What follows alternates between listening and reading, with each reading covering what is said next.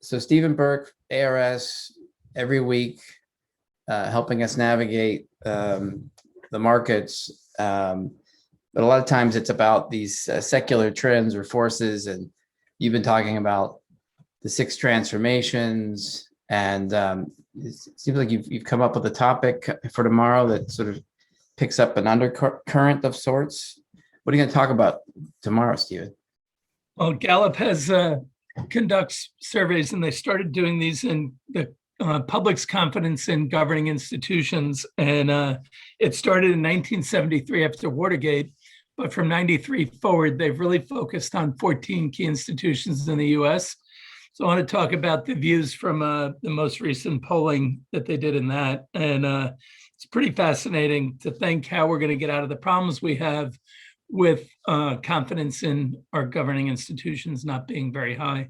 And then I have some thoughts on the views of the rest of the world for leadership. And then I just want to touch on Powell's testimony last week, which is a reinforcement that the Fed's views are, they're going to believe it's transitory on inflation, but the markets is in a different spot.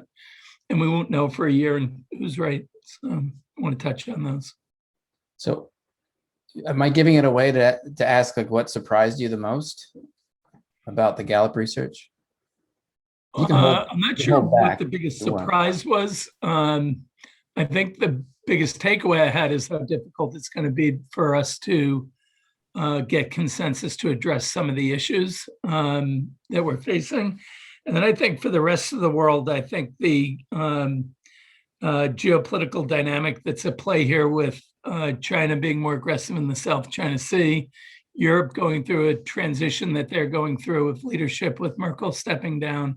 It's going to be interesting to see how the leadership evolves and how where we get the strength of leadership to get us out of the problems that we have.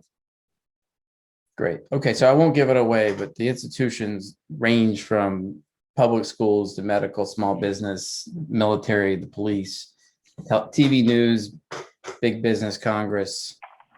You can imagine, actually, I'll give it away. Congress is on the low end on the trust of institutions. Not a major surprise there, but yeah. Okay. I think you asked one of the surprises. I thought the overall rating for organized labor would have been higher. And that and large tech companies are within a point of each other in terms of people's views on them, which I thought that was interesting coming out of it, because we know that tech has not been getting great reviews, particularly in the press.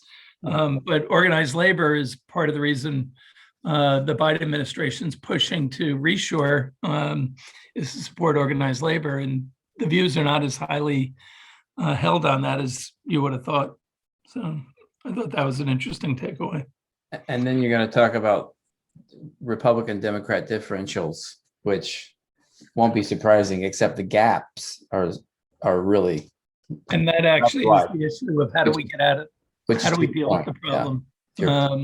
And it speaks to what we've talked about, what we all experience every day. The partisan divide is getting high, but the other takeaway is the news favorability rating is really low as well. And so that actually leads to another issue, right? If news has a low favorability rating and big tech has a low favorability rating, what are we going to trust for information to make decisions? And I think that's actually, part of the fascinating take between the administration and Facebook on, is Facebook responsible for lower vaccination rates or not? When we throw that stuff out, it's easy to understand how you have lower confidence in institutions as well. Speaking of that, did you see the spike in French vaccination rates? No, I didn't, but it's not surprising. I just saw another study today that there's 3 reasons why vaccination rates are going up again. One is people seeing other people get vaccinated and believe it works, which is interesting. 2 is they're getting encouraged by their friends, doctors, and other people in workplace. And the 3rd reason is they're worried about what they're not going to be able to get into easily, like events, travel, and the like. So, well, that's what I'm just looking at Kim Colt's post on Macron announced a nudge à la française. Basically, you can't get into restaurants, bars, and shopping centers from August. unless you're vaccinated. And the spike is tremendous. I'll have to show you that on tomorrow. Yeah. All right. Well, thank you, Stephen. You're welcome. As always, we'll see you tomorrow. All right. Thanks, Mark.